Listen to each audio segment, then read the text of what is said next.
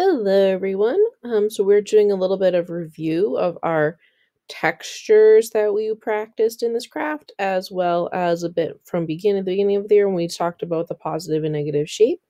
So in this little craft, you are using the um, negative shape down here, which is the extra stuff, the stuff that was around your objects, as the shadow and the snow on the ground. And so like the blue that pops through kind of looks like the shadow.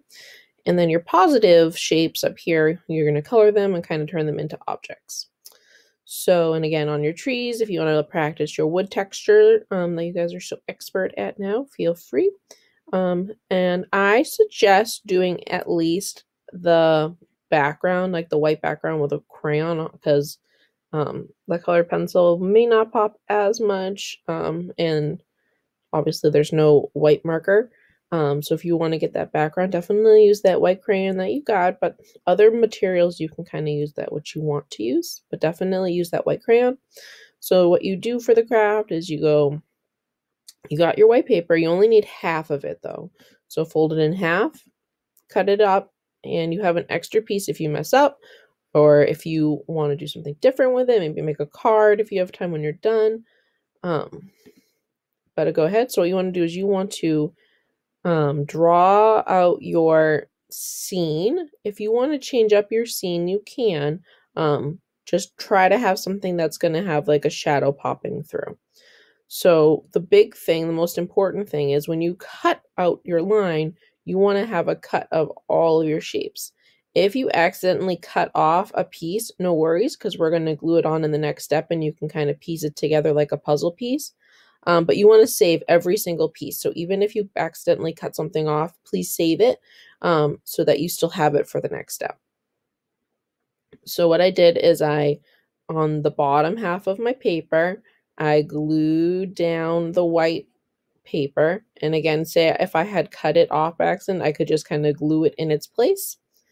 Then you take your positives, which were these were your positives. Again, this is your negative up here, the extra around stuff. The positive is your creatures or your drawings. And so then from here, you're going to pop them on top. So they kind of go on the other side. And then with your white crayon, push down hard the first time and you'll get a stronger white bluey color. To kind of look like the snow in the distance. Like this is the front snow, this is the snow a little bit behind. And then in the next row, by going light with the crayon, like don't push down too hard, you'll get a darker section, a little bit darker section. Still lighter than the sky, but a little bit darker to kind of just look like the background is going farther and farther and farther back, give you some 3D effect to your picture. And then at this point, you're free to decorate it. Again, if you don't want to use crayon for the rest of it, you don't have to. The snow's optional. The snow you would want to do either with a white color pencil or a white crayon. But again, it's optional. But yeah, decorate your characters, decorate your trees. Please try to do the wood texture just to kind of have it in a different form. It's instead of a drawing, it's kind of a craft. And I think it gives it another dimension to your project.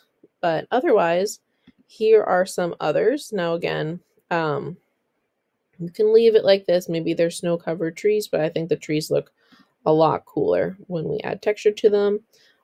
If you want to have an evergreen tree instead, you can. Obviously, that wouldn't be, you color that green and then add the little trunk down there at the bottom could be your wood texture. Up to you. But definitely give your tree some color. Don't leave them super white. At least color the trunks if you want to have white branches. Cool. Anyway, I hope you guys enjoy this project and I can't wait to see how they come out.